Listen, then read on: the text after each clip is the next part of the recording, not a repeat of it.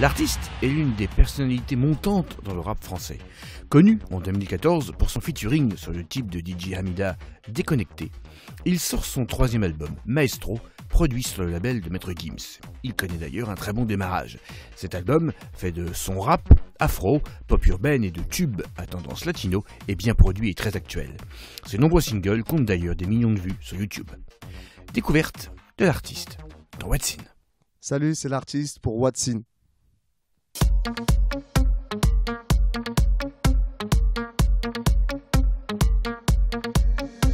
T'aimes les chiffons, les gros bolides, arrête ça. Provoquer les torticolis, arrête ça. Quand tu marches, tout le monde te valide, arrête ça. Ton talent, c'est ta pyramide, arrête ça.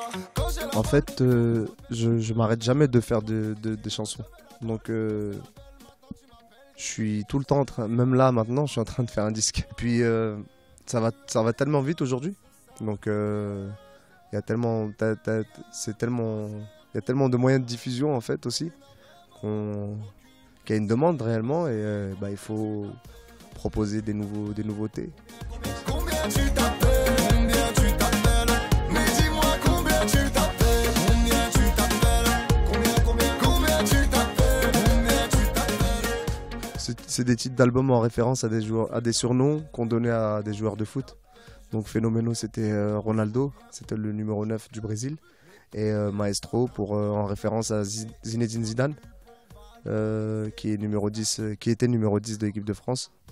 Et voilà, après le numéro 9, le numéro 10, je me suis fait un petit kiff comme ça de footix. Il n'y a aucune règle. Il n'y a aucune règle dans l'approche, comment j'entame une chanson en fait.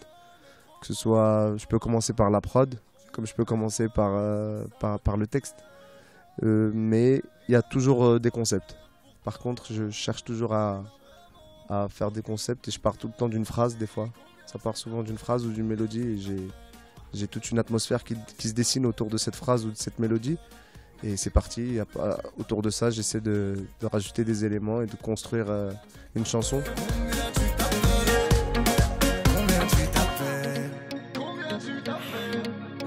Tu t'appelles. J'ai gardé ces titres-là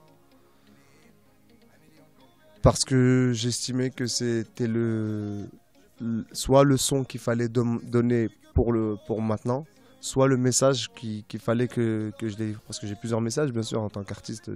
J'ai moi-même des convictions et une opinion. Donc je distille un peu dans mes textes, un peu, on va dire, quelques idées, quoi. Quelques idées de réflexion que j'ai. Au lieu d'aller par exemple dans le rail, ce que j'ai déjà fait, ou dans la musique du Maghreb, j'ai plus été en Amérique latine et à voir cette chaleur-là qu'il y a dans la musique de chez moi et essayer de la chercher dans les autres musiques et elle y est, heureusement. Ça permet de donner, comme tu dis, un album éclectique.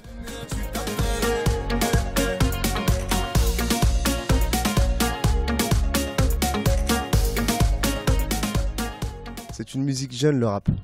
Donc on peut pas avoir, on peut pas encore faire un historique complet de cette musique parce qu'elle est en constante évolution.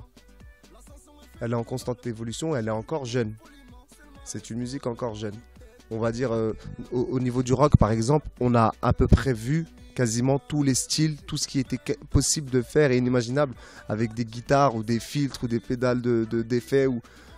On a fait de la guitare avec les dents, on a tout fait. Mais dans le rap et surtout avec les nouvelles technologies, vu que c'est une musique qui est née en même temps que les nouvelles technologies, je pense qu'on n'est pas encore vraiment, on peut pas établir exactement là une carte d'identité du rap. Avec les détails exactement de ce qu'est le rap. On y go. Je suis pas ton leader, je suis pas ton poteau. On y go. C'est juste du son, juste des photos. On y go. Tu te penses content, tu donnes ce que tu peux. C'est juste un bis, j'arrive si tu veux. Je suis pas là pour rendre fou les types. C'est un travail qui est, vu qu'il y a beaucoup d'instruments joués et des musiciens déjà dans cet album, c'est quelque chose qu'on est en train de mettre en place, mais qu'on a déjà pensé à l'avance en fait. Par exemple sur un titre comme Amour Parano, on sait à peu près comment on va l'aborder.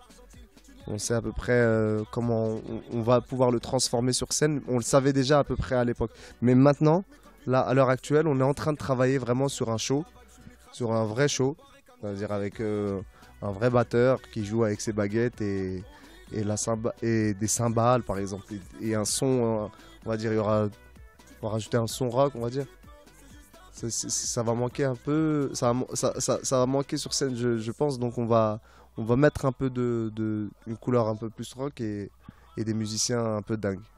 Donc mais on prépare quelque chose d'assez marrant. Je suis tout le temps en showcase, mais les showcases c'est plus du clubbing, c'est vraiment un autre circuit.